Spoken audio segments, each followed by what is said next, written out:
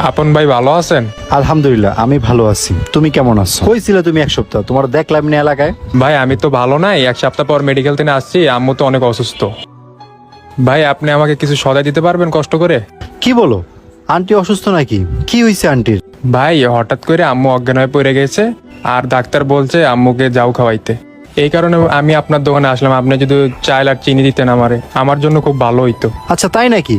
কি কি লাগবে বলো তাহলে, আমি লিস্ট করে দিই। যা যা লাগবে আমি তা খাতায় লিখে নোট করতেছি। ঠিক আছে, কও তাহলে কি কি লাগবে। ভাই বেশি কিছু লাগতো না, 1 কেজি পোলার চাল দেন আর 1 কেজি চিনি দেন।